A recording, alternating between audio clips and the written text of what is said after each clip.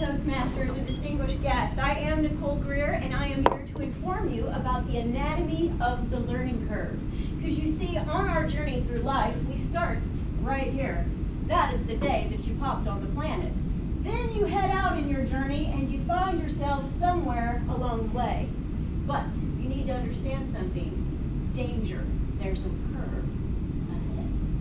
And you need to be able to navigate that curve, and when you're in the curve, instead of spinning out of control, you need to realize this is a natural thing. This is the way life is. So instead of resisting it, what you need to do is just counter-turn and lean in and get yourself back under control. So the learning curve is something that you cannot not have happen in your life. In fact, as you move from this day where you popped on the planet, you're going to have a learning, and then you're going to fail a little bit. Then you're going to have a learning, and you're going to fail a little bit, and have a learning and fail a little bit until you get to right here, which is in the present.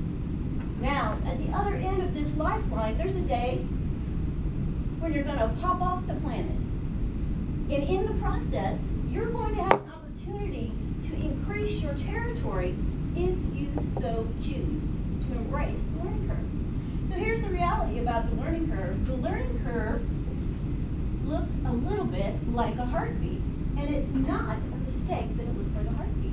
It looks like this. Because the reality is as you move along, if you have your heart engaged, if you have a dream, a desire, and then at some point you know down here that you have a destiny, that you have a purpose in your life, then you will lean in and you will learn all that you can learn about the thing you're passionate about. So for example, I am passionate about people development and organizational development.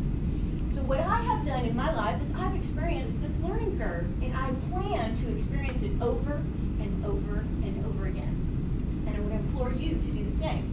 But here's the reality. You're going to have to venerate this process. You're going to have to say, this is something I must do, instead of grieving it. So here we are, moving down the lifeline. So as I grow, I keep moving along. There comes to a point in your life where you are going to run out of steam, because if you notice, this is an uphill climb. And at that point, you will do one of two things.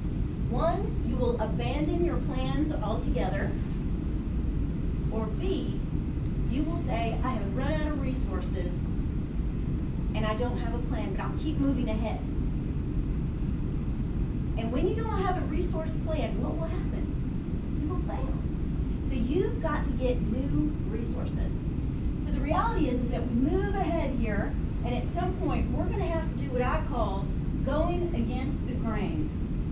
And this is that gag reflex. You say, oh, goodness, this does not feel good. I am out of my comfort zone, and I am having to learn something new. And so instead of being an authority, an expert, and feeling like an adult with your life under control, you're going to have to do something that makes you act in a different way, and you're going to be uncomfortable. And you're going to feel like things are not going your way. Then at some point, you will learn enough during this process, the gag process, that you will begin to come out, and you will get a higher curve in your life, where you'll be able to take on more territory. And so at this point, if I did not stop and go against the grain and learn something new, I'm going to lose this piece right here. And this piece right here is my potential.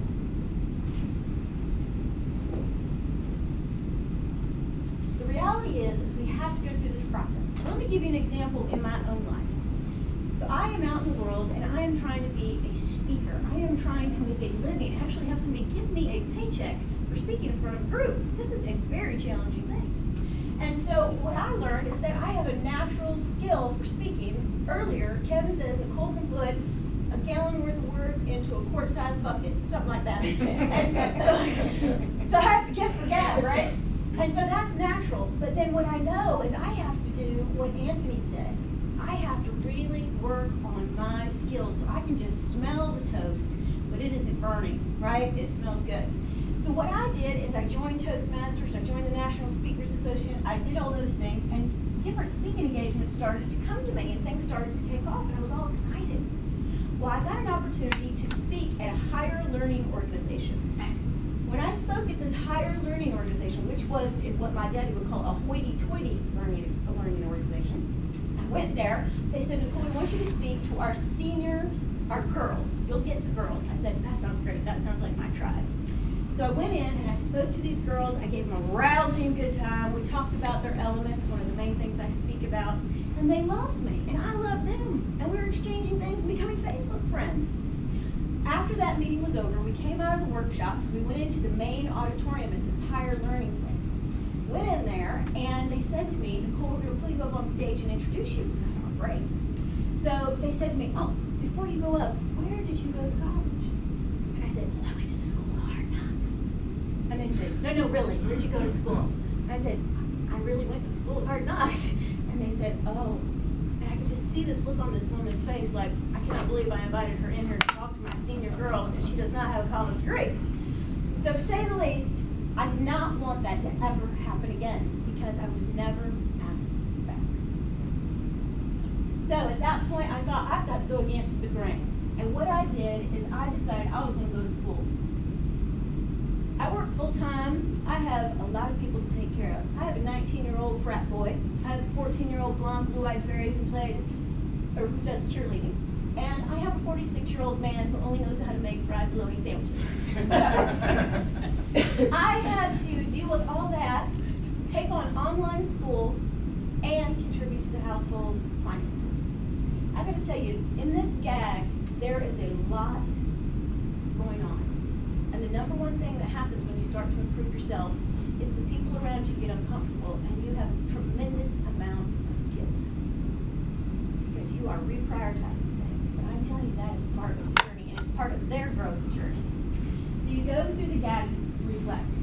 Then as you start to master it, you find that you are going to be able to take what you learn and move out into the world in a powerful way. And you will have major potential. This is the anatomy of the learning curve. I invite you to embrace it. Madam Toastmaster.